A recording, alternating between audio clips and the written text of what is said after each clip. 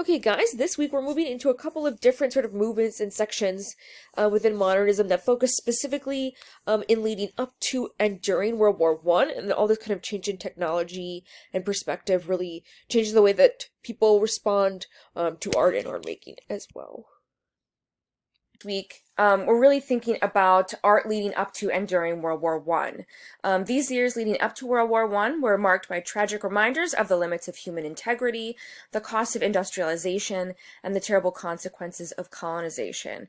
So we not only had sort of tragic events in colonization, we have some issues and fights going on between colonized states that want to be free, as well as tragic events like the sinking of Titanic on April 15th of 1912. So a lot of sort of interesting and catastrophic events leading up to World War One, which starts in 1914. So we're going to talk about some art before World War One, and then sort of get into how art changes in World War One and after, because wars are really going to influence now how we see artistic movements changing. And we haven't really seen this before necessarily. You don't see it as much with like the Civil War, but we are going to see those sort of drastic changes in art because of these two world wars. The first school that we're focusing on is kind of this weird in-betweeny school that we talk about having to do with Marc Chagall and de Chirico. The book calls it the Metaphysical School, so we're going to call it that for this particular class. And they're very much descendants of symbolism and romanticism, and these ideas of abstraction, expanded ideas of fantasy and creation.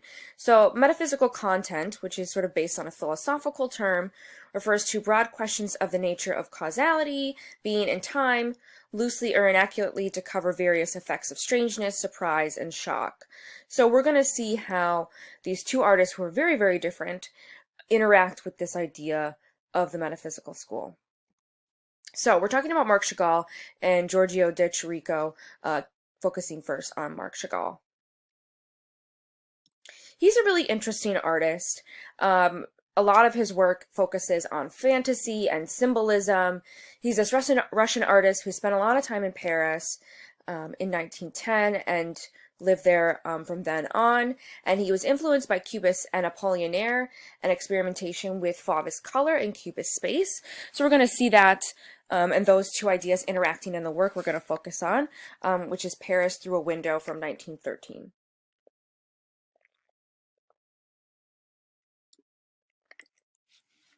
He paints this really interesting work that is very sort of metaphoric and strange and fantasy-like, of sort of the real Paris, because we have the Eiffel Tower and some of the cityscape here, mixed with the poet's or Chagall's dreams, right? There we have an upside down train here. I think I have close up here. So we have an upside down train. We have this man parachuting. People are walking sideways. So this very sort of strange and interesting composition of a dreamlike state of Paris, talking about sort of fluidity and strangeness and trying to think about the world in this sort of different, comprehensive way. You have this two-headed Janus figure, which is the Roman god of doorways, in the lower right corner with two profiles contrasting light and dark or shadow, suggesting the double nature of a portrait, right? The two sides to someone or an individual. You also have this really weird-headed cat, right? This domesticated, the book calls it a Cerberus, which is a mythical one-headed dog who guards the underworld, becomes a partition between the two realms.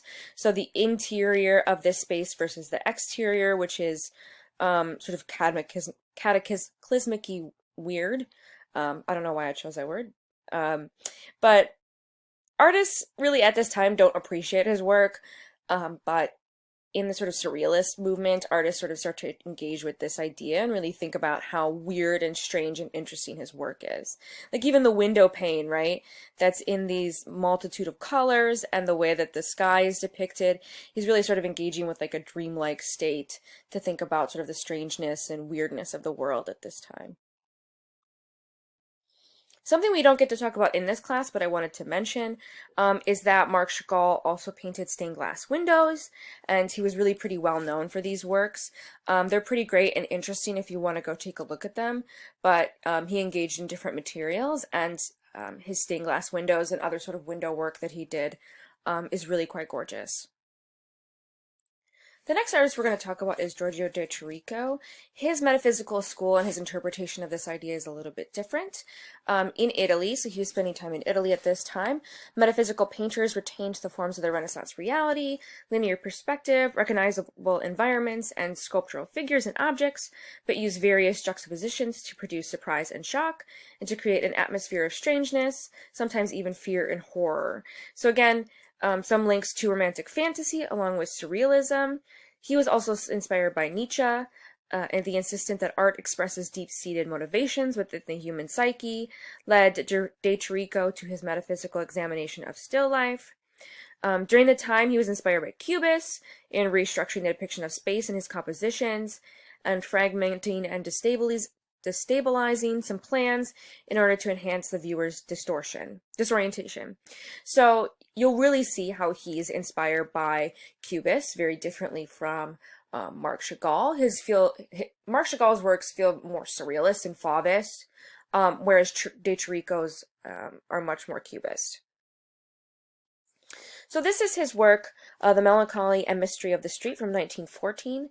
It's a very interesting perspective on emotional effect.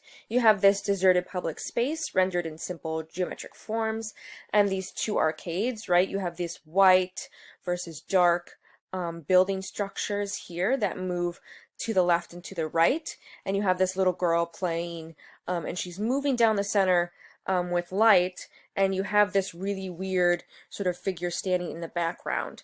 Now, it could be a statue of some sort in the city.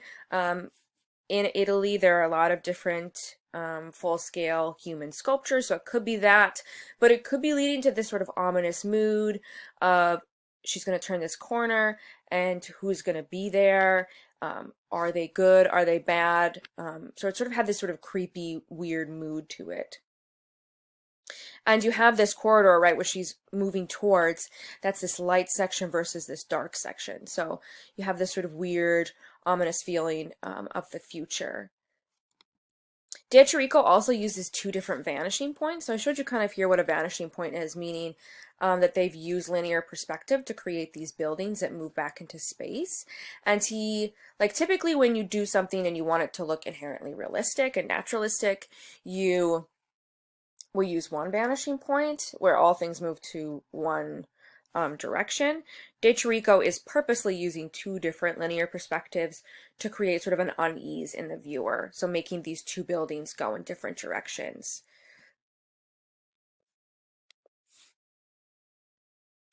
Another really important artistic movement of this time is futurism. Like I said, in this class, there's a lot of different artistic movements that we move through. So this is another school, and all of them sort of connect, right? We keep thinking about how Fauvism and Expressionism connect with one another. So futurism, I like the way that the book described it, which is running on shrapnel, which I thought was kind of funny. But Italian futurists really demonstrate Cubist goals for political reasons. A lot of their work is very Cubist and sort of use Cubist tenets to abstract works, so you'll see that shortly. There was some abstraction, but still following Cubist style at breaking down objects in reality. So not pure abstraction again, but using an object in real life and breaking it down into sort of Cubist sections. Futurist artists realized they could use Cubist style to express their love of machines, speed, and war, along with youth, industrial city, and working class.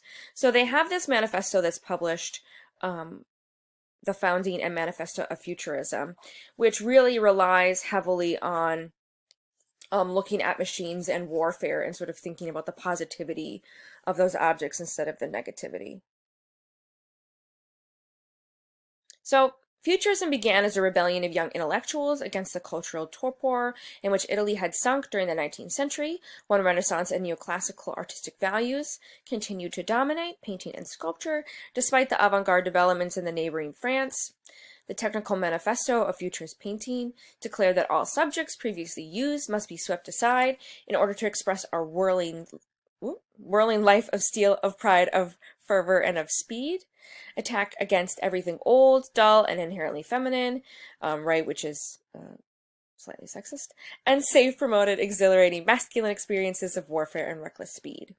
So again, focusing on move and dynamism as big parts of their artistic work. They also advocated for the expansion of Italian industry and territory, must crush elements of the past and nostalgia. It was interesting, the book said that these artists wanted to destroy libraries, museums, academies, and cities of the past because they were mausoleums to the past and not progress, which I find a little strange because you can't really destroy the past because you don't really know how it's going to influence your future, right? You don't want to make the same mistake. So it's kind of an interesting idea. I'm not entirely sure I believe that to be true about the futurists, but that is what the book says, which is interesting. It was also an assault on conventional values, extol beauties of revolution, of war, of speed, of dynamism, of machine technology, progress, energy, motion, metamorphosis, and vision. So you get the sort of sense of the characteristics that they find important in their work. So this is the work by Gino Severini, Dynamic Hieroglyphic of the Ball to Baron, 1912.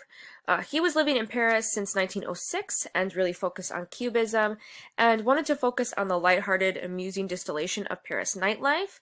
So very much in sort of impressionist and post-impressionist subject matter. You have him creating it in sort of this cubist futurist way. So this sort of rapid motion of two figures dancing. You can clearly see the woman here. The male figure is a little harder to see, but you can definitely see this woman sort of dancing in this scene, in this sort of nightlife scene. Here she is close up. You have even sort of sequins and texture added to this canvas, which is very much sort of in Cubist style of using collage, right? Putting sequins on this dress to give it texture. You also sort of see impressionist freshness and Faubist boldness in the use of color, using many Cubist elements like painting and color, but shapes contain Cubist grid. And you even have things like words like polka, bowling, valse. So all words kind of like the word compositions that we saw in the Cubist style, especially in synthetic cubism. And like I said sort of previously, even though they are focusing on abstraction, they're still abstracting realistic images, right? So this is a woman and a man dancing, and you can even see in the far back, I highlighted them here. You have this sort of man on horseback, as well as a woman riding on scissors for whatever reason. So they're still sort of engaging with natural ideas and natural images, but doing it in this Cubist futurist style.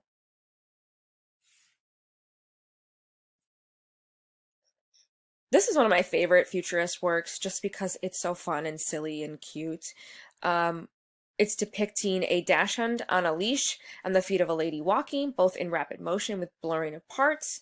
It was influenced by the artist's fascination with these studies of animals in motion, right? We saw this with Duchamp and his new Descending the Staircase, and we also saw it with a lot of photography, right? You want to see the motion of all the little parts together. And so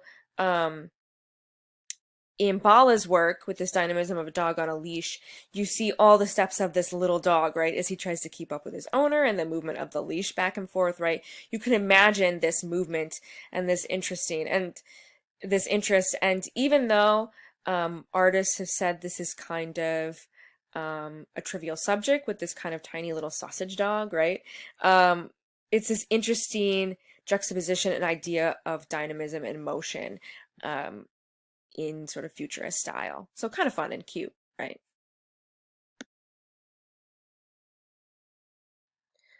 Another work by futurist artists This one by Carlo Cara, Patriotic Celebration, Free Word Painting from 1914, really is very cubist in a lot of ways, right? We have sort of this breakdown of form and also them using collage. Cara's very much involved in collaging words together.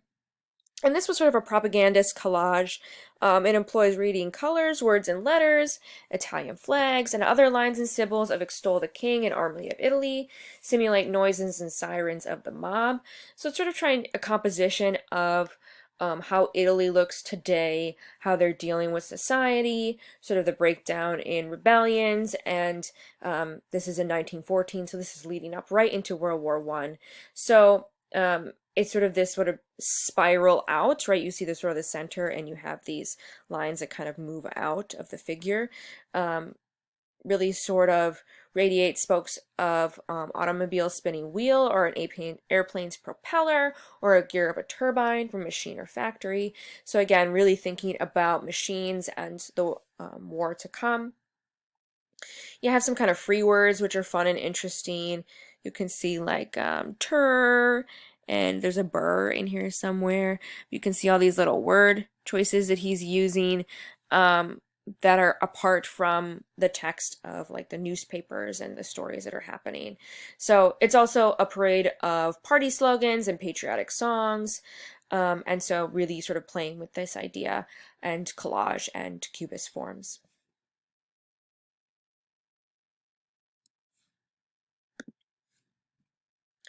Alberto Bacione is one of my favorite sort of sculpture artists of futurism. I really like this work.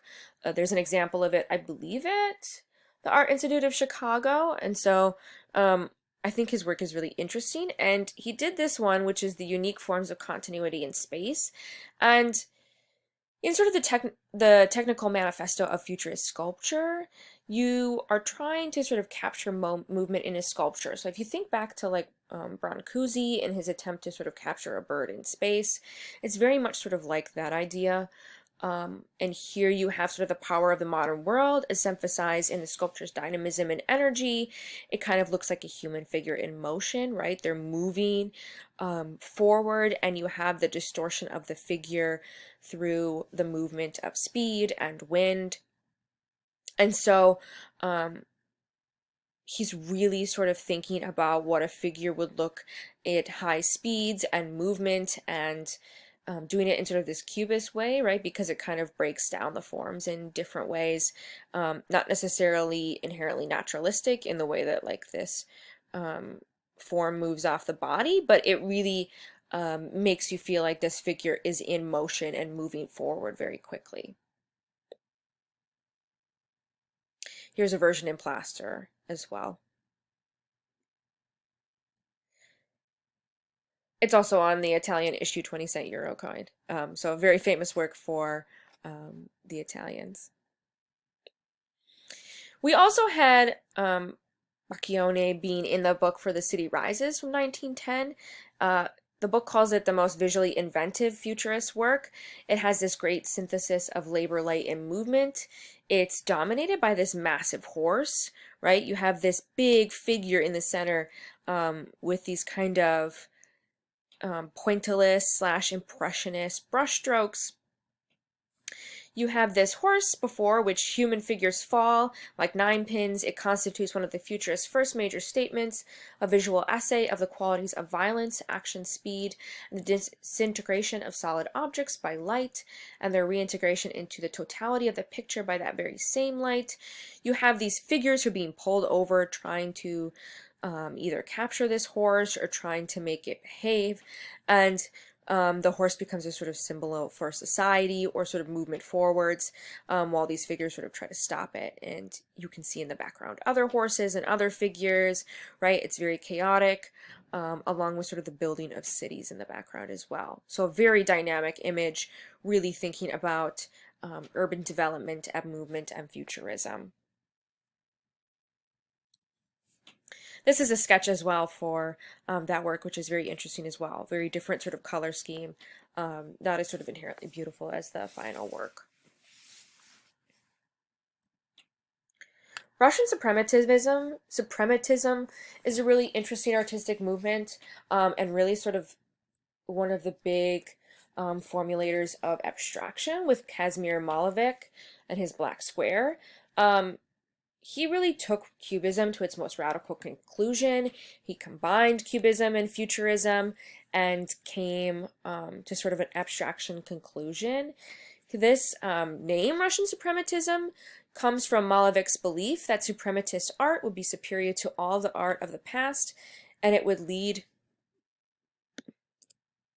to the supremacy of pure feeling or perception in the pictorial arts. So it would liberate the essential beauty of all great art. It brought art to its barest essentials and the delicate links between words and signs and objects they denote. So some quotes here from Malevich and other suprematists. Under suprematism, I understand the primacy of pure feeling in creative art. To suprematists, the visual phenomenon of the objective world are in themselves meaningless. The significant thing is feeling, as such, quite apart from the environment which is called forth. He said in 1913, in my desperate attempt to free art from the burden of the object, I took refuge in the square form and exhibited a picture which constituted of nothing more than a black square on a white field. So, we're only going to talk about Malevich for this artistic movement, but they used simple motifs and focus on flat surface of canvas and motifs like squares, circles, and cross.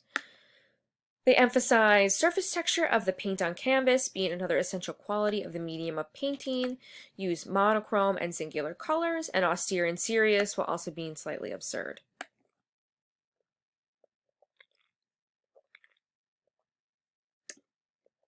Malevich is really known for, whoops, dropped my water bottle. Black Square from 1913, which is sort of his most famous work and motif. This was the first time he'd really painted something that wasn't of anything, and he wanted to completely abandon reality and invent new worlds and shapes and forms. So this really came about, he was designing a curtain for the stage, and sort of designing this area for Victory Over the Sun, which was an opera, and he wanted to really think about how to make this different from all of the operas he'd seen before, and he came to the conclusion of creating this black square, which became this sort of revolutionary symbol for suprematism in Russia at the time.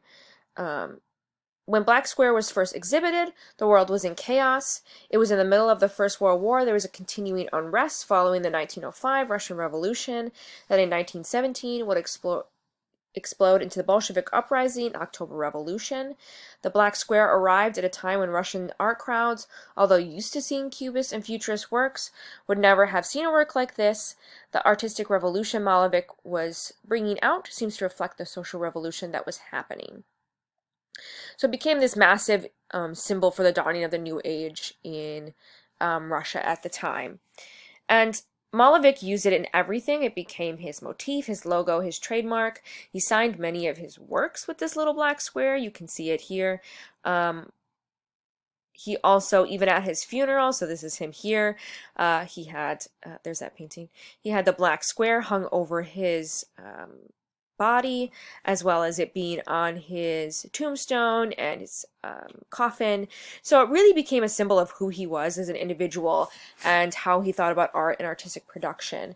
And he's really quite famous for this because he's really the first artist to really go into complete abstraction. He pushes Kandinsky further than in further abstraction. Originally, this work was exhibited in Last Futurist Exhibition of Paintings 0.10, and it was really supposed to be this exhibition that started art over. So it was called 0.10 at the end because he wanted to start a new era of painting and saw it as the beginning, and 10 for the number of artists scheduled to participate in the exhibition, which eventually was 14, but they didn't change the title. And he exhibited this work, and he placed the black square in this exhibition in the icon corner, or the red corner, which was something that was important to Russians and Russian folk tradition. So an icon corner or red corner is this space in the house where you would put icons of Christ, sort of a religious area in your house where you'd worship and think about repenting for your sins, etc. And so although this seems kind of that you wouldn't pick up on this necessarily, it would have been really obvious to Russians at the time because it was a very popular thing that Russians did in their home. So he wanted to show that this work was sort of inherently special or spiritual or significant by placing it in this icon corner. Now, Constructivism really came out of Suprematism. I don't know why I want to add extra words today. It became sort of the last and most influential modern art movement to flourish in Russia in the 20th century, and it became the propagandic version of Suprematism. So the Bolsheviks' October Revolution of 1917, the racial socialist Bolsheviks overthrew the Tsar, took Russia out of the World War, and turned to winning an internal civil war that lasted until 1920. Most of the Russian avant-garde enthusiastically supported the Bolsheviks, who in turn supported them. So they replaced old artistic concerns with that of construction, technical analysis of modern material, and hoped that this investigation would eventually yield ideas that could be used in mass production. They believe art had no place in the hermetic space of the artist studio. It should be an agent of the communist agenda, fill laboratories and factories. So an artist as an engineer who could create works and materials and objects that could be used for either propaganda or for the creation of factory objects that could be reproduced for the good of the people. So works were created as a fundamental analysis of materials and forms of art, one which might lead to the design of functional objects, truth of materials. Work would be dictated by its materials inherently. So we had Vladimir Tatlin being one of the artists of Constructivism. This is counter release of 1915. And, you know, Tatlin was very inspired by sculptures that Picasso was making and also Braque. And so it has a very sort of similar cubist feel, but he was making non-representational relief sculptures, construction of metal, glass, plaster, asphalt, wire, and wood. He called them counter-reliefs based on the conviction that each material generates its own repertory of forms and colors. And again, here you have Tatlin suspending these objects across that icon space in a Russian home. So again, replacing the Russian religious icon with a sculpture based in Constructivism. So counter-reliefs were intended to replace the old symbol of Russian faith with one dedicated to respect for modern and industrial materials. Here's another image of that as well.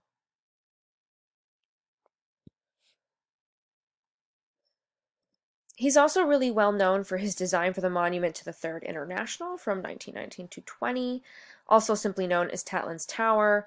And it was never fully realized. This was a building he inherently wanted to build as a fully functional conference space and propaganda center for the Communist Third International. It was going to stand 13 feet tall, be taller than the Eiffel Tower, have 3 glass units, a cube, cylinder, cone, which would have different spaces for meetings, and these spaces would rotate once per year, and month and day, respectively, depending on the part of the building. And it really was an expression of industry at the time. Steel and glass were essential materials of modern construction, and it symbolized industry and technology in the machine age, as well as sort of thinking about the Bolshevik realm and the importance of that group. But like I said, this building was sort of never realized. And would it have been sort of this massive, gorgeous industrial building? Hard to say. It might have been ridiculously ugly or something. It's hard to know. The work I want you to really focus on is Elazinski's Beat the Whites with the Red Wedge from 1920. This is sort of his most important work. We're going to talk about another one of his works as well. But it's this very propagandistic art in a lithograph. And he was producing very politically charged work for the Red Army, which were in support of the Bolsheviks. And they had waged their war in 1917. And this red triangle stands for the Bolsheviks, or the Red Army. So, as I was saying, the red wedge is a symbol for the Red Army and the Bolsheviks, of which Al Lissitzky is supporting, and it is penetrating this white sphere, which is a symbol of the anti-communist White Party. So it's very much supposed to be a symbol and a significance of the Red Army sort of piercing the defenses of the White Army and taking over and continue to win in battle. And he's using sort of these abstractions and these symbols to make that propaganda work. So a very interesting look at propaganda and the way propaganda can be so powerful and admit such a particular idea.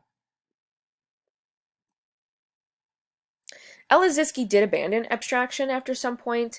This is a self-portrait he did from 24, in which the double exposure of the artist's face superimposed on an image of his hand holding a compass over a grid of paper reminded people of his role as an architect. So even though he sort of abandoned abstraction, he's very much sort of still working in this constructivist realm of thinking about propaganda and the machine age, and sort of other works and ideas in futurism, as well as constructivism.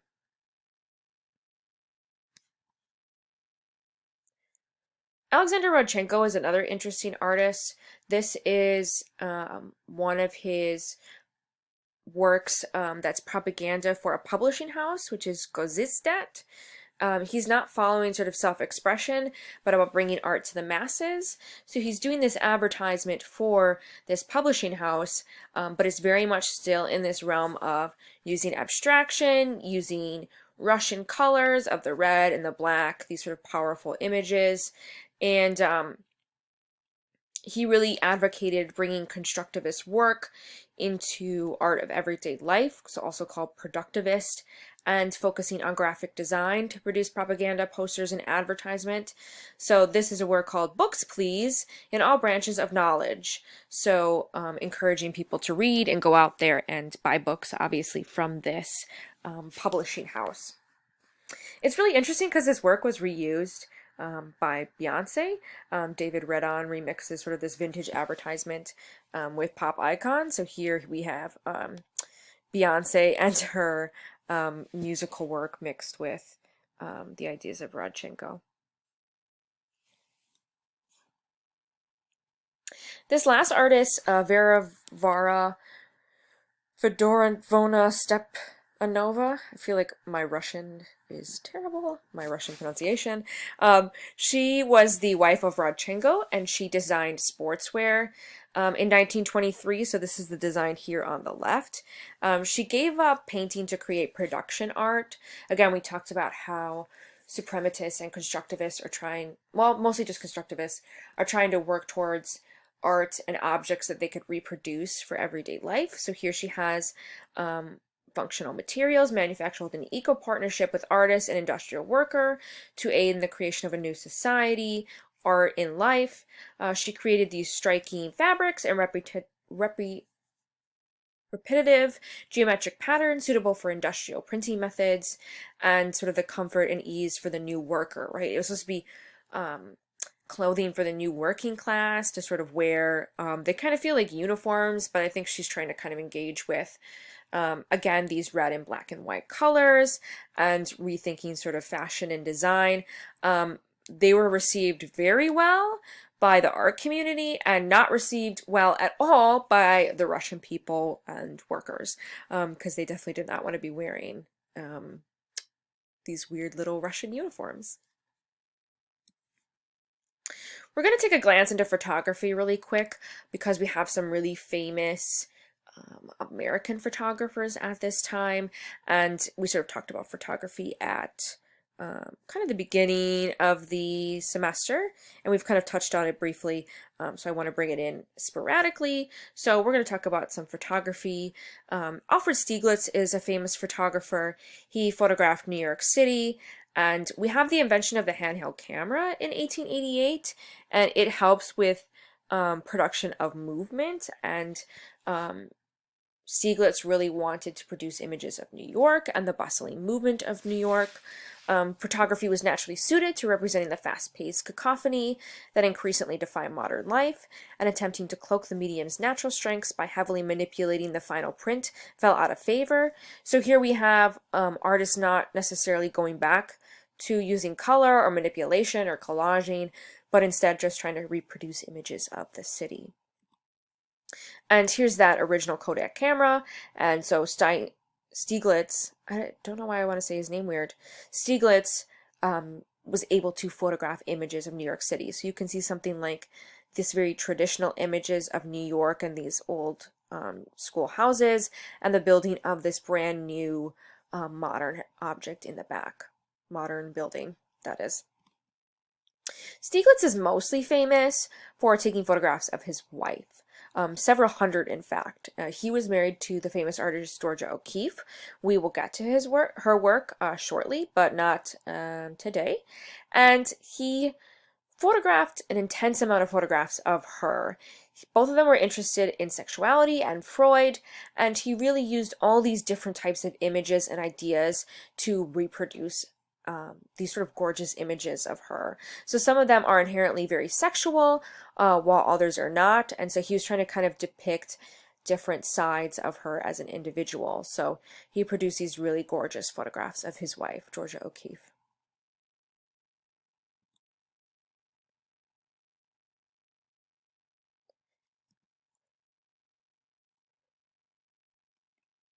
Another really famous artist is Edward Steichen.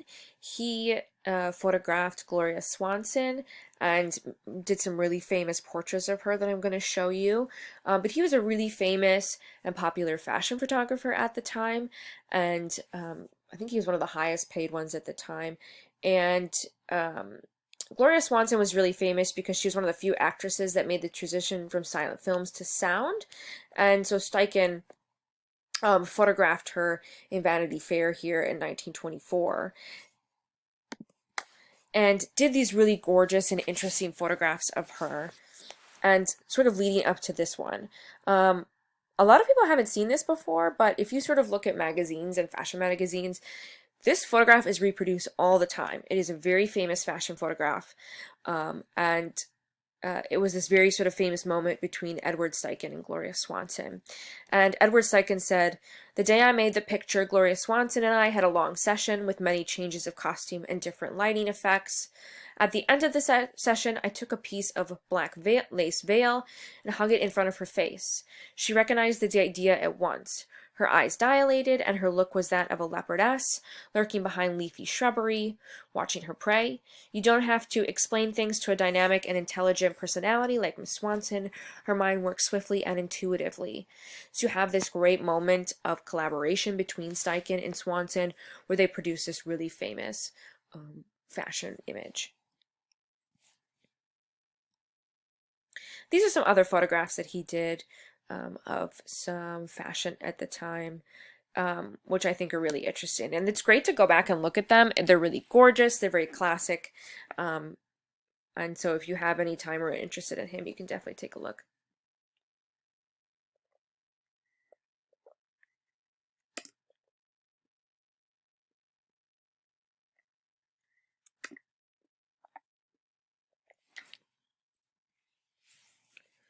This is another famous actress as well. Hope you know Vivien Leigh from Gone with the Wind. If you haven't watched Gone with the Wind, you are missing out.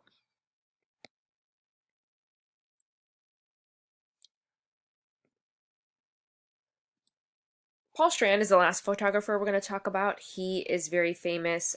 He worked with Stieglitz and Steichen and helped develop sort of his photography into art. And in 1915, his mentor, Stieglitz, right, the husband of Georgia O'Keeffe, criticized sort of the graphic softness of Strand's photographs. And over the next 2 years, he dramatically changed his technique and made these extraordinary photographs of movement in city, abstraction, and street portraits.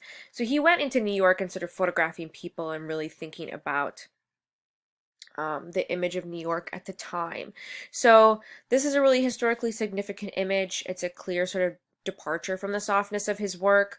He photographs this sort of straight record of a street scene showing walking pedestrians as the sun elongates their shadows.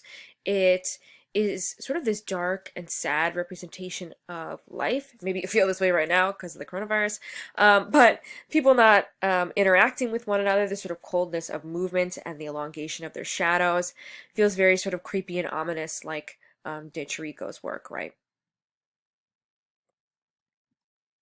He also did this really interesting time where he photographed people in the city of New York. He wanted to make portraits of people you see in New York parks and places sitting around without there being a consciousness of being photographed. I felt that one could get quality of being through the fact the person did not know he was being photographed, and I wanted to capture these people within an environment which they themselves had chosen to be in or were anyway. And so he kind of rigged his camera so that the camera would take pictures of people without them knowing they were being photographed, which is a little shady, but he wanted to depict them and look at them how they were. So he photographed unshaven toughs, red-nosed Irish washerwomen, Jewish patriarchs, aging Europeans, blind peddlers, and sandwich men. So he wanted to sort of collect images of poverty and the crowded metropolis and look at sort of the interests of, you have Strand producing these glamorous images, and did I say Strand? Sorry, Steichen producing these famous fashion photographs while Strand produces these interesting portraits. So this is a blind woman here, a woman from immigrant slums of the Lower East Side, and this desolate woman who's blind, but she also wears this symbol that she's a licensed newspaper seller. So he photographed her here. This is another work here as well.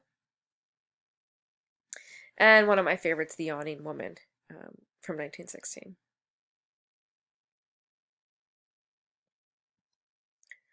Moving into chapter 10, we are really seeing art change with World War I.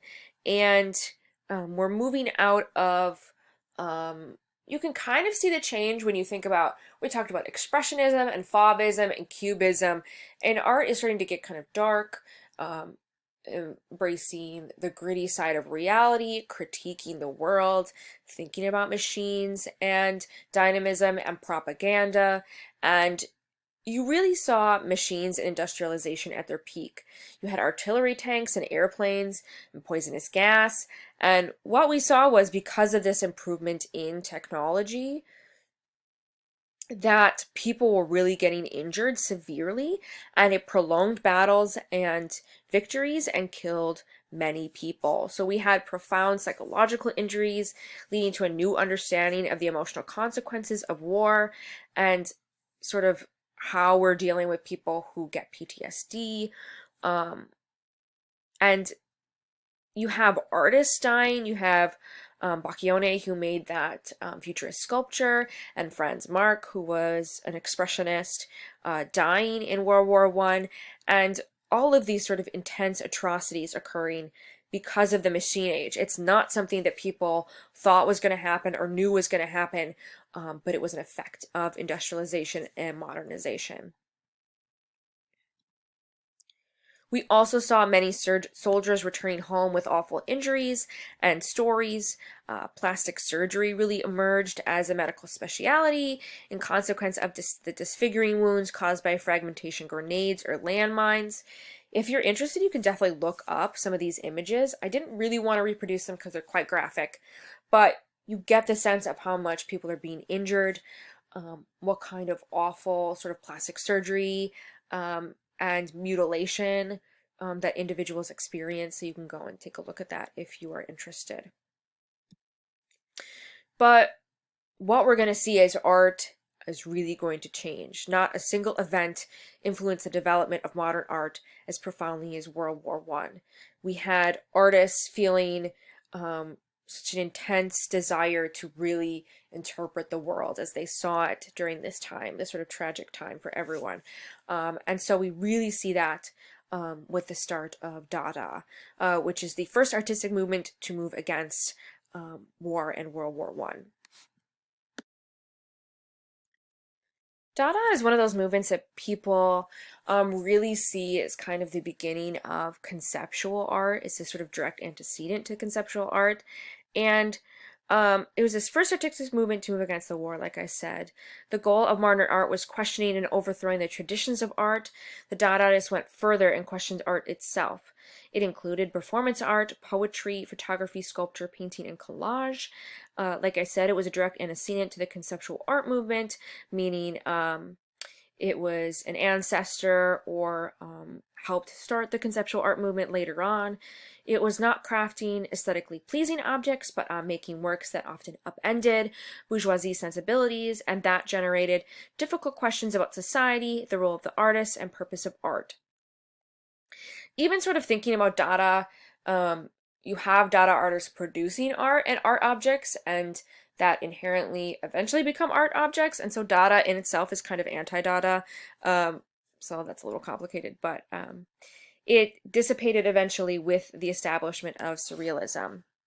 Marcel Duchamp is really one of the most famous Dada artists, and inherently, a lot of people talk about him as sort of the creator of Dada and one of the most influential artists of the Dada movement, and celebrated some different ways of rethinking art and artistic production. So, like we said previously, we have talked about Marcel Duchamp, right? He creates New Descending a Staircase in the Cubist movement, and he becomes this really famous artist during the Dada artistic movement. Marcel Duchamp is an interesting character. He kind of played with gender in his own way. He had an alter ego of Rose Salave, and he was photographed by Man Ray, who was a famous photographer at the time. And it came out of a phrase, Eros, c'est la vie, which is sex, that's life, which is where he got his name. And he was teasing ideas about identity and self-representation and self-portraits of himself. So no, this is sort of a background set of information about him and his artistic production, but we're not going to talk about it extensively in this class. His really most famous work is Fountain of 1917. This is a work that is considered a, whoops, I'm going the wrong way, a ready-made, which is an everyday object that could be bought and presented as art with little manipulation by the artist. So at the beginning of the Dada movement, he really thought about this idea of a ready-made, which is just taking an object, any object, and making it art just because he says it's art, right? So he signed R. Mutt from 1917 as a pen name. R. Mutt was supposed to be a reference to the company Mott Works, in which he purchased the urinal, and then he sort of turned it on his side and declared it a piece of art. So it doesn't exist anymore. It was thrown away eventually. So the only image we have of this work is by Alfred Stieglitz. So the man, Georgia O'Keeffe's husband, again, photographed this work, and it was eventually thrown away and then reproduced a number of times by Duchamp later on. In The Blind Man, this was a little news article piece that was talked about in the book that I liked. They say artists paying $6 may exhibit. Mr. Richard Mutt sent in a fountain. Without discussion, this article disappeared and was never exhibited. What were the grounds of refusing Mr. Mutt's fountain? Some contended it was immoral, vulgar, others it was plagiarism and a plain piece of plumbing. So originally, Duchamp submits this work to the Society of Independent Artists, and Duchamp had actually developed this, but he anonymously submits Fountain as a work, and it's rejected from this exhibition, and Duchamp sort of created this society as a group that sort of accepted and rethought art, and he was sort of shocked that this work was rejected, and so he sort of thought negatively about it and kind of left this society at some point. But he produced and created this fountain as a commentary on Dada and art at the time. Now, Mr. Mutt's fountain is not immoral. That is absurd. No more than a bathtub is immoral. It is a fixture that you see every day in a plumber's show windows. Whether Mr. Mutt with his own hands made the fountain is or has no importance. He chose it. He took an ordinary article of life, placed it so that its useful significance disappeared under the new title and point of view, created a new thought for that subject, for that object. As for plumbing, that is absurd. The only works of art America has given are her plumbing and her bridges.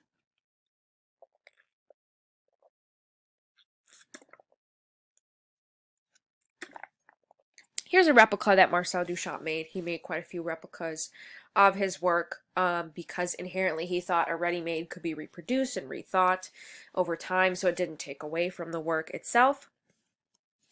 There has been a recent debate that Duchamp did not actually make this work. So there are sort of a different couple of elements in why people are starting to think this.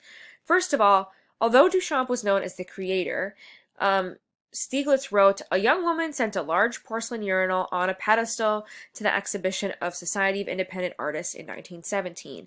So at this time, Stieglitz even said, who photographed the work, that a woman sent this work in. Now, was he referring to Rose Salve, Duchamp's alter ego, or was it actually a woman? So it started to make people think, and who people think could have been the woman that created it, as a counterweight to Marcel Duchamp being the artist, is Baroness Elsa von Freytag Lorenhoven. She was a poet, a performance artist, and a sculptor. She was inherently obsessed with Duchamp and kind of in love with him in some capacity. And to the point that she sort of engaged in these really interesting performances. One of them was shaving her pubic hair. Another one of them was that she took Duchamp's painting Nude Descending the Staircase, an article about it that is, and rubbed it over every inch of her body, connecting the famous image of a nude with her own naked self. She then recited a poem that climaxed with the declaration, "Marcel, Marcel, I love you like hell, Marcel." So she was very interested in Duchamp's work. She was very involved in the Dada movement. This also, it may be a reason why she would have signed it Richard Mutt. Duchamp wrote to his sister, "One of my female friends who had adopted the pseudonym Richard Mutt sent me a porcelain urinal as a sculpture. Since there was nothing indecent about it, there was no reason to reject it." Additionally, she was angry about World War I and the rise of anti-German sentiment and the New York art world's response to it. Thus, to a German eye, Armut suggests the word Armut, which means poverty or intellectual poverty. So there is some connection with the fact that she might have had the pseudonym Armut, whether or not we know that Duchamp was talking about her or not, or whether or not he was actually talking about a different person other than himself.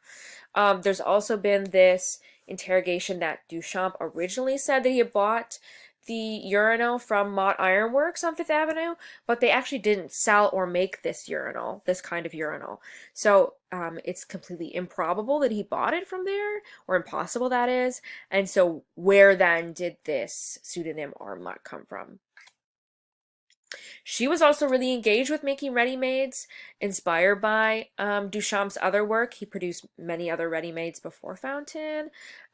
She made a piece of found wood and called it a cathedral, thinking about cityscapes and cathedrals and objects by just the wood or the material. She also made a portrait of Marcel Duchamp, which is this work on the right. She serves up the artist kind of like a cocktail, right? Adorned with feathers, presented as a delicate or rare bird. Again, found object art with broken glass and feathers and tree twigs. She wrote about Duchamp, "The cheap, bluff, giggly frivolity that is Marcel now can only give. What does he care about art? He is it." There's also been critics who have praised the fountain as being made into a feminine idea. So this hard male object, this urinal, this plumbing object has been turned on its side and made to sort of look like a vagina or a labial appearance. Would that have been more in line with a female artist? She also, ironically enough, painted this work. This is forgotten like the Parapluie Am I by You, Faithless Bernice. In 23 and 24, Baroness Elsa felt abandoned by her friends and colleagues. She painted a more real picture. This one here. The picture included a leg and a foot of someone walking out of the frame, representing all the people who had walked out on her life. It also depicts the urinal overflowing and spoiling the books on the floor, which had Duchamp's pipe balanced on the lip. The urinal is usually interpreted as a simple reference to Duchamp, but if the fountain was Elsa's work, then his pipe resting on a lip becomes more meaningful. The image becomes emblematic of their spoiled relationship. So maybe inherently, Elsa von Freytag Lorenhoven was trying to comment on the fact that this work was hers and that she felt taken advantage of by Duchamp. Maybe he stole her work. Maybe she said something about making it and then he made it. We don't know. We might never know if we don't get more pieces of evidence, but that's sort of how the argument stands at this point. Duchamp, of course, made other works that are not considered to be made by someone else at this point and haven't sort of come under scrutiny. This is one of his famous ones and one of the ones that makes me laugh every time, which is that Duchamp bought a postcard reproduction of Leonardo's Mona Lisa. He drew a mustache and a beard on her face and signed it, calling it a assistant ready-made. And he also wrote LHOOQ, which when the letters are pronounced in French makes a particular sound that translates into she has a hot ass or arse. So he's producing this image and sort of commenting on the hypocrisy of civilization at this time and World War One by making this kind of silly image, right? That like sort of any kid would do, right? When you sort of draw a mustache on someone, kind of comedically. Man Ray, the photographer, as we talked about before, also made ready-mades. This is his, in which he took a iron and put brass tacks on it. So he makes this sort of subversive act of presenting a modified household object as a work of art. This flat iron, right, is kind of intended to smooth wrinkles out of fabric, but it's rendered useless by putting these tacks in it, right? It becomes this sort of subversive attack on social expectations and new sort of violent possibilities. Hugo Ball is also really famous for his Dada work. He did a lot of performances as part of the Dada movement. He opened Cabaret Voltaire in Zurich with his friend Emily Hennings, and their cabaret was inspired by bohemian artist cafes they had known and sort of those disgusted with contemporary culture. At this cabaret, he recited the sound poem Carouane, and here he is photographed on the right at Cabaret Voltaire performing that work. This Carouane is a sound poem, and he, in performing it, so first of all, this is the poem on the left, he performed it with his legs and body encased in blue cardboard tubes, head surmounted by white and blue witch doctor hat, shoulders covered with huge gold-painted cardboard collar, and this poem became kind of this retreat into sounds alone, and thus sort of renounced language, and the idea of journalism. And so they just kind of made these sound poems, which were kind of sort of be silly and amusing and kind of bring back like nostalgia in children.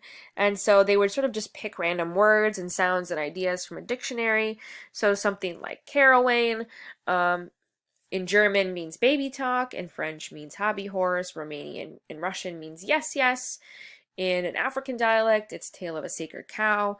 So it's supposed to kind of be that an artist or person can interpret a poem in any sort of way.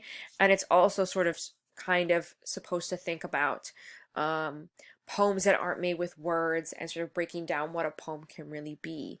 So just sort of sounds, syllables, right? Breaking down poetry into its purest forms of ideas. So although this kind of art is a little stale, maybe you don't find it that interesting, it's really sort of the antecedent to performance art as well, and where we see performance going at this time. So you even have other artists like engaging in costume production with Marcel Janco's mask and what it would be to sort of perform in something weird and strange like this as well. Francis Picabia was also working in New York and establishing sort of the idea of American Dada. He was kind of fun and interesting because he produced these portraits of his friends and associates in New York by kind of making them into machines. And so, for example, this is Ideal. He is making an image of Alfred Stieglitz, right, the photographer, and he identified him as a broken bellows camera equipped with an automobile brake in working position and a gear shift in neutral, signifying the frustrations experienced by someone trying to present experimental art in Philistine America. So kind of thinking about Dada art in a different way and portraiture as well in a different comprehensive way. There was also Dada in Germany. They proclaimed art is dead and reproduced some interesting objects and ideas there. This is a very tumultuous time for Germany in World War I and then into World War II, obviously, with Nazism coming to a rise. So this is Raoul Hausmann's The Spirit of Our Time, Mechanical Head, in which he took sort of 3D collage of found objects and using this idea of ready-mades made kind of this sculpture of the human head, kind of talking about human beings reduced to mindless robots, devoid of individual will, and kind of talking about where he felt World War I and II were headed. Well, he doesn't know about World War II yet, but World War I was headed, that is. Hannah Hawk is finally a female Dada artist. She's very important for her political collage and photomontage work. She drew a lot of inspiration from Picasso, and although sort of Dada was reluctant to have women in their ranks, even some people described her contribution to Dada movement as sandwiches, beer, and coffee she managed to somehow conjure up despite her shortage of money. She was also having an affair with Raoul Hausmann. At the time, he was married to someone else, and she was having an affair with him. And he suggested that she get a real job to support his art making. So you can imagine sort of the placement of women in the Dada movement. But she made some interesting works, mostly working in collage. In this work, Cutting with a Kitchen Knife, Dada through the last Weimar beer belly cultural epoch of Germany. Here you have her taking magazine illustrations and cutting them up and making new meaning. This is a satirical panorama of Weimar society at the time. She's critiquing sort of where Germany is going and disagreeing with sort of their movement, eventually obviously towards Nazism. It included photographs of Dada colleagues, as well as communist leaders, dancers, sports figures, and Dada slogans, as well as in this upper right area, you have all these figures of the Weimar society, which are anti-Dada, which are supposed to sort of bring up this negative criticism of Weimar society, as well as combining some, gears and wheels as both a tribute to technology and imparting a sense of dynamic circular movement.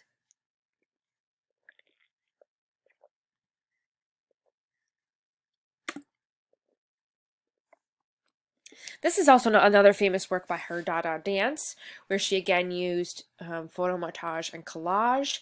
She was ridiculing changing fashions of beauty that women, regardless of their natural appearance, must observe. Right, you have this kind of odd figure wearing high-heeled shoes. She's high fashion, and she's in this kind of ridiculously elegant pose. And on the left, you have an African head, which is small and looks down on her with a pained expression. Again, at this time, we're still kind of in primitivism. You have African art representing what was natural, so Hawk meant to contrast natural elegance with its foolish, overly cultivated counterpart. And so she sort of expressed and thought about that here. And the text reads, "The excessive howl falls into the coffers of Pastor Clatz for innocent children of criminals."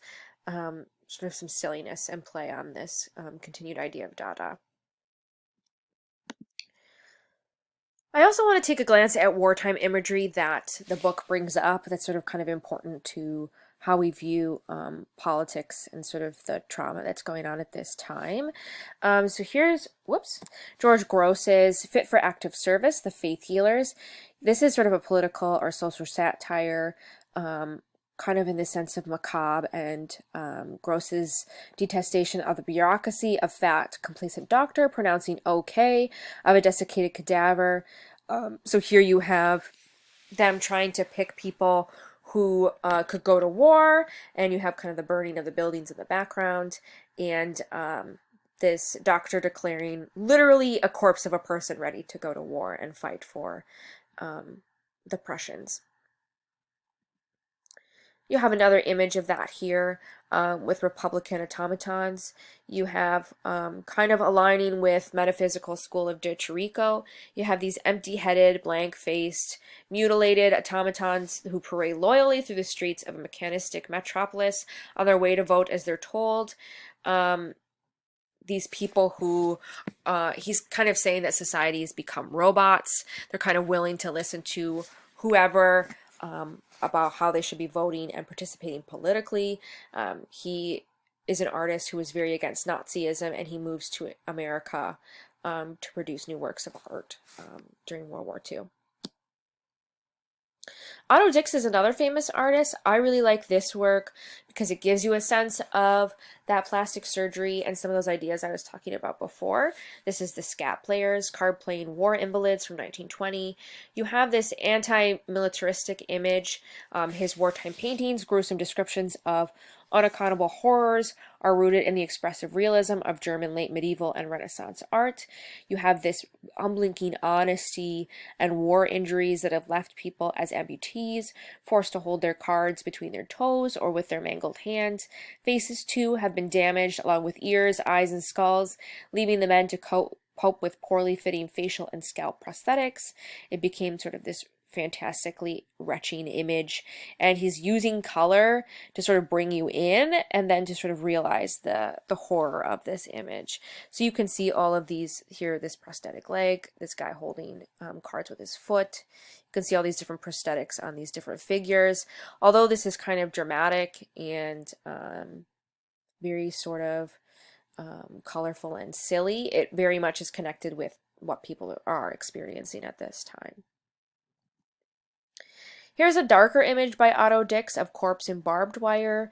You have the artist's virtuoso management of aquatint results in passage of seductive tonal graduation that lure the viewers to come closer, while the horrific representation of a decomposing body of dead soldier collides with the print's central surface.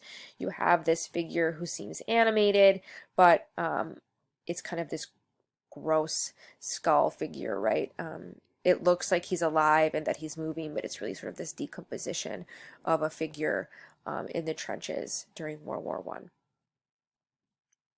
This last work is Dr. Meyer Hermann from 1926. It showed this massive figure seating frontally, framed by a very vaguely menacing machines of his profession. You're confronted with this figure who makes it feel unreal, but again, connecting to the horrors that people saw during World War I and plastic surgery.